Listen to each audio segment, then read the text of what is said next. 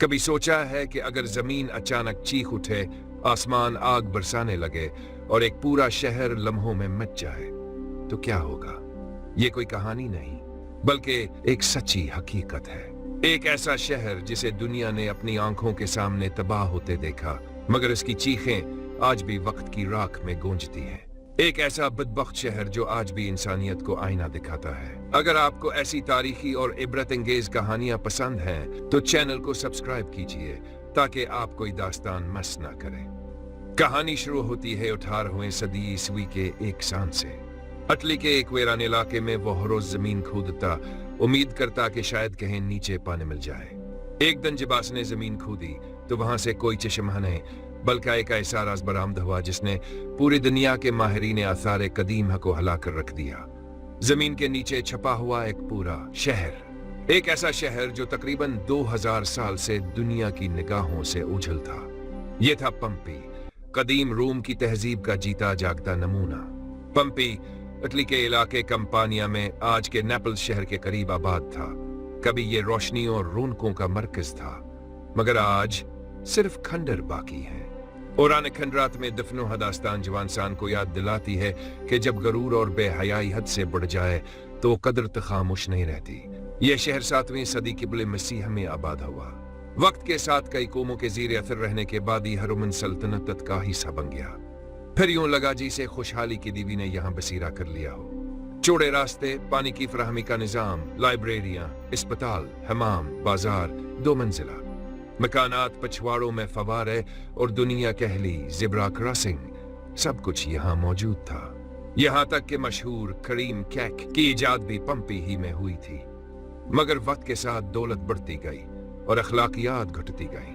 वही हमाम जो सफाई और आराम के लिए बने थे, आस्ता आस्ता बेहयाई के अड्डे बन गए। पूरी कौम ऐशो इशरत में डूब गई। मर्द व जिन, अमीर और गरीब सब एक ही बीमारी में मुब्तला हो गए। यह शहर सिर्फ तजारत या सनत का नहीं रहा, बल्कि जिस्म फरोशिया और बेहयाई का मरकज बन गया था।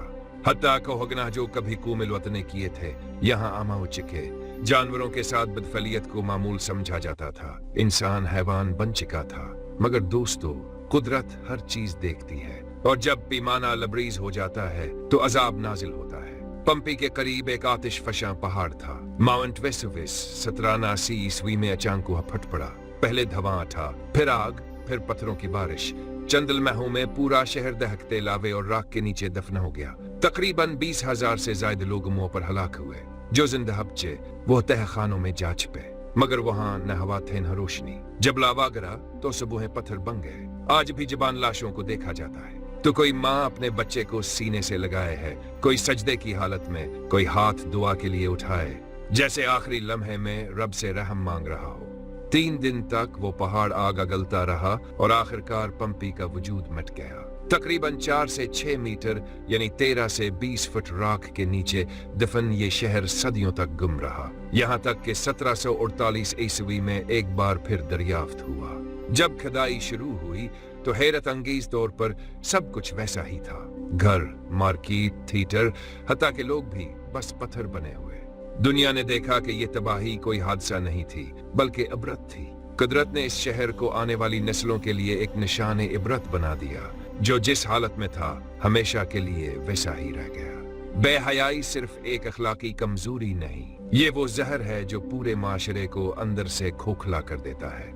जब शर्म व हया खत्म हो जाए तो ना रिश्ते बाकी रहते हैं, ना एतमाद। हर दीन, हर तहजीब हमें यही सिखाती है कि पाकदामनी और हया एक मजबूत मुआशरे की बुनियाद है। कुरान में वाज़ेह है, जो लोग बेहयाई फैलाने की कोशिश करते हैं उनके लिए दुनिया और आखिरत दोनों में सख्त अजाब है। सो हमें सीखना चाहिए कि तरक्की के नाम पर अपनी रूहानी और अखलाकी बुनियादों को मत हिलाओ, क्योंकि हर वो चीज जो लम्हाती खुशी दे जरूरी नहीं कि हमेशा की भलाई हो। दुआ कीजिए अल्लाह हमें अपनी गिरफ्त से महफूज रखे, हमें उन लोगों में शामिल करे जो दूसरों के इंजाम से उबरत हासिल करते हैं, न कि सिर्फ तमाशाई बनते हैं। बेशक अल्लाह उस कौम की हालत नहीं बदलता जो खुद अपनी हालत बदलने का इरादा ना करे। आमीन या रब्बल आलमीन।